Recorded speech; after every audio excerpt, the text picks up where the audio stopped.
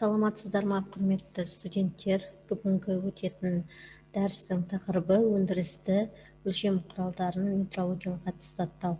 Яғни жоспары метрологиялық аттестаттау объектілері, метрологиялық аттестаттау нәтижелерін рәсімдеу.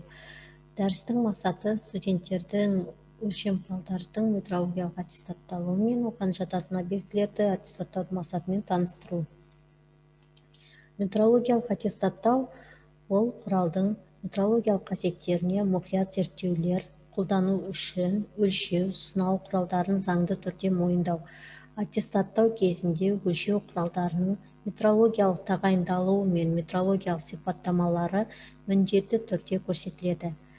Мемлекеттік сынаулар немесе мемлекеттік метрологиялық қызмет органдарының бекітілуіне жатпайтын өлшеу құралдары, сонымен қатар өлшеу құралдарының тәжірибелі үлгілері, өлшеу аспаптары мен оның каналдары ұшырайды.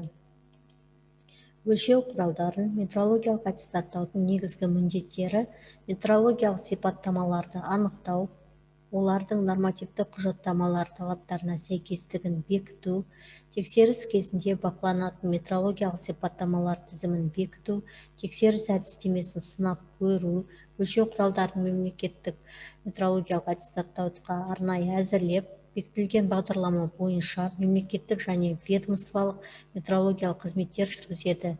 Оң нәтиже кезінде оның бекітілген метрологиялық сипаттамалар көрсетілген метрологиялық аттестаттау туралы куәлік беріледі.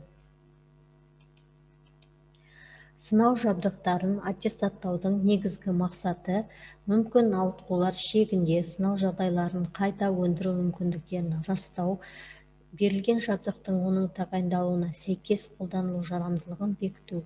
Өлшеу құралдары мен сынау жабдықтарын мемлекеттік аттестаттауға біріншілік периодты пайдаланған болып бөлінеді.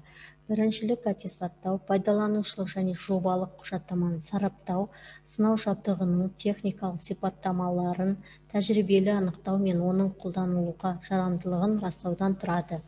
Анықталатын техникалық және метрологиялық сипаттамалар құжаттамада нормаланған және бекітілген сипаттамалар санынан таңдалады.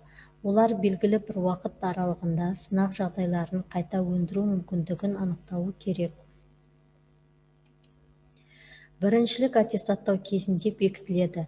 Сыртқы әсер етуші факторлар мен режимдерді қайта өндіру мүмкіндігі, сынау шарттары, параметрлерінің нормаланған мәннен ауытқуы, қызметкерлер құрамы қауіпсіздігін қамтамасыз ету мен сыртқы ортаға зиянды әсердің болмауы, біріншілік аттестаттау кезінде тексерілетін жабдықтар, сипаттамалардың тізімі, сонымен қатар әдістер, құралдар мен оларды қолдану периодтылығы.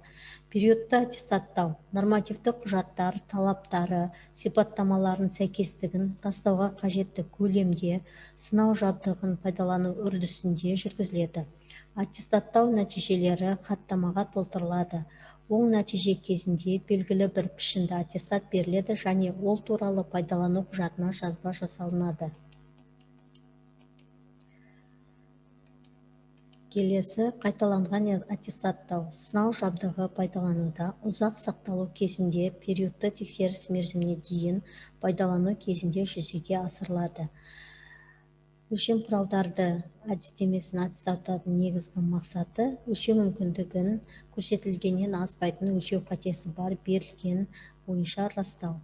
Өлшеу құралдарының әдістемесінің метрологиялық аттестаттауына талаптар Қазақстан Республикасының заңдылығымен, Қазақстан Республикасының мемлекеттік стандартымен және тағы басқа нормативтік құжаттармен расталады.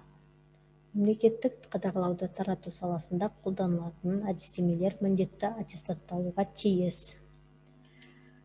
Және үйге тапсырма, бақылау сұрақтары, метрологиялық аттестаттау объектілері, метрологиялық аттестаттау нәтижелерін рәсімдеу, аттестаттаудың түрлері, периодты аттестаттау дегеніміз не, бірінші рет аттестаттау дегеніміз не. Осы сұрақтарға толық жауап беріп, сабақ үстінде қорғауға тырысамыз. Назарларыңызға рахмет, сау болыңыздар.